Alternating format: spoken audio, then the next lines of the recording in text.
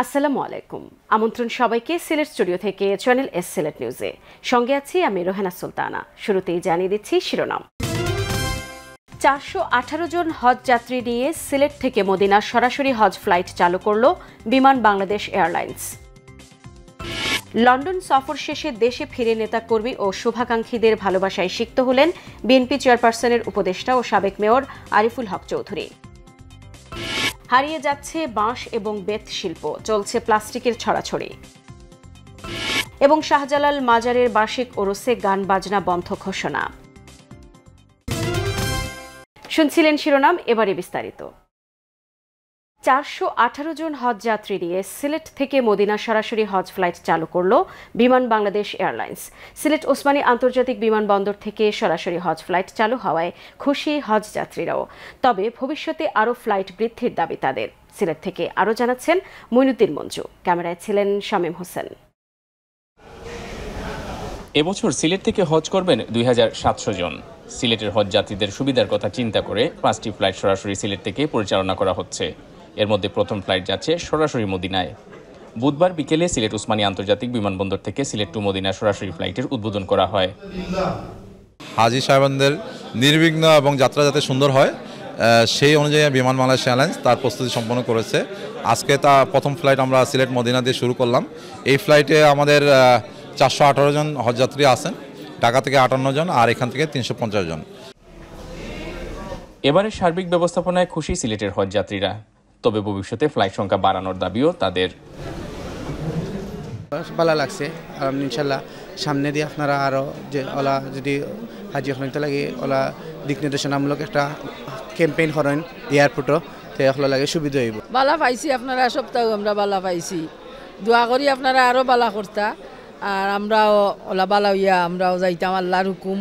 আমি সুদূর আমেরিকা থেকে আইছি হজ করার লাগি, বাংলাদেশ থেকে যাইমু। তো বাংলাদেশের সুযোগ সুবিধা বেশি ভালো, এর লাগি আমরা যাইরাম। রুট টু মক্কা কর্মসূচির অধীনে হজযাত্রীদের জন্য দুই দেশের ইমিগ্রেশন ঢাকায় সম্পন্নের সুযোগ থাকলেও সিলেট থেকে পরিচালিত ফ্লাইটের যাত্রীদের সৌদি ইমিগ্রেশন সংশ্লিষ্ট বিমানবন্দরেই করা হবে। হজযাত্রী পরিচালনার সাথে সংশ্লিষ্টরাও বিমান বাংলাদেশ এয়ারলাইন্সের কার্যক্রমে সন্তুষ্ট। আলহামদুলিল্লাহ, এই বছর খুব নির্বিঘ্নভাবে আমরা সব কিছু কাজ করতে পারছি এবং আমি ধন্যবাদ জানাই বাংলাদেশ বিমানকে। প্রতিবারের ন্যায় এবারও আমাদের চাহিদা মতো যে ফ্লাইটগুলো ওনারা দিয়েছেন তাতে হাজিরা সিলেট থেকে সরাসরি যেতে পারছেন। যারা মদিনাতে যাচ্ছেন, যেখানে আপনি ঢাকা থেকে গেলে 8 থেকে 10 ঘন্টা ইমিগ্রেশন কাস্টম এবং রিপোর্টিংয়ে লাগতো, সিলেট থেকে কিন্তু 2 থেকে 3 ঘন্টার ভিতরে আপনার সম্পূর্ণ কাজ শেষ হচ্ছে। এটা আমরা মনে করি সিলেটি যাত্রীদের জন্য একটা গ্রেট অপরচুনিটি। প্রথম ফ্লাইটের পর বাকি 4টি ফ্লাইট 23, 25, 26 ও 29 মে সিলেট জেদ্দা রুটে পরিচালিত হবে। Moinuddin Manju, channel S news, Sylhet. London সফর শেষে দেশে ফিরে নেতাকর্মী ও শুভাকাঙ্ক্ষীদের ভালোবাসায় সিক্ত হলেন বিএনপি চেয়ারপারসনের উপদেষ্টা ও সিলেট সিটি কর্পোরেশনের সাবেক মেয়র আরিফুল হক চৌধুরী। সিলেট নগরীর কুমারপাড়াস্থ বাসভবনে তাকে শুভেচ্ছা জানাতে সর্বস্তরের নেতাকর্মীরা ভিড় করেন। খণ্ড খণ্ড মিছিল নিয়ে নগরের বিভিন্ন এলাকা থেকে তারা আরিফুল হকের বাসায় যান এবং ফুলেল শুভেচ্ছা জানান। বিএনপি স্বেচ্ছাসেবক দল, যুব দল, শ্রমিক দল, কৃষক দল, ছাত্র দল, জিয়া মঞ্চ সহ সর্বস্তরের নেতাকর্মীরা। এই সময় নেতাকর্মীদের উদ্দেশ্যে আরিফুল হক চৌধুরী বলেন, দেশনায়ক তারেক রহমান সিলেটের নেতাকর্মীদের ঐক্যবদ্ধ হয়ে কাজ করার নির্দেশ দিয়েছেন, যাতে প্রতিটি পাড়া মহল্লায় দল সুসংগঠিত হয় এবং জনগণের কাছে দলের আদর্শ উপস্থাপনের মাধ্যমে মানুষের মন জয় করা যায়। আরিফুল হক চৌধুরী উপস্থিত নেতাকর্মীদের উদ্দেশ্যে বলেন, কিছু দলছুট মানুষ দলের ঐক্য নষ্ট করতে নানা প্রোপাগান্ডা চালাচ্ছে। এসবে কান দিয়ে দলের মধ্যে বিভাজন তৈরি করা যাবে না। কিছু দলের বিভিন্ন অঙ্গ সংগঠনের 1-2 জন, এদেরকে চিনিও না, এরা বিভিন্নভাবে একটা মিথ্যা প্রপাগান্ডাগুলা ছড়ানো তাদের একটা যেমন প্রতিদিনেরই একটা কাজ। যাই হোক, আমি ওইদিকে যাচ্ছি না। আমরা সবাই ঐক্যবদ্ধভাবে থাকলে এইসব পরদেশা যারা আছে এরা এই রাজনীতির মাঠে টিকতে পারে। কোনো ধরনের গুজবে কান দিবেন না এবং কোনো ধরনের ওই ফেসবুকে বক্তব্যেও আপনারা কোনো ধরনের, আপনাদের এখন কাজ হলো যে প্রত্যেকটা পাড়ায় মহল্লায়, গ্রামে গঞ্জে, ইউনিয়নে প্রতিটি ক্ষেত্রে প্রতিটি সেক্টরে বিএনপিকে সুসংগঠিত করা। গণমাধ্যম ও বিজিবির পারস্পরিক সহযোগিতা বিষয়ে মৌলভীবাজারের শ্রীমঙ্গলে বিজিবি ও গণমাধ্যম কর্মীদের মধ্যে মতবিনিময় সভা অনুষ্ঠিত হয়েছে।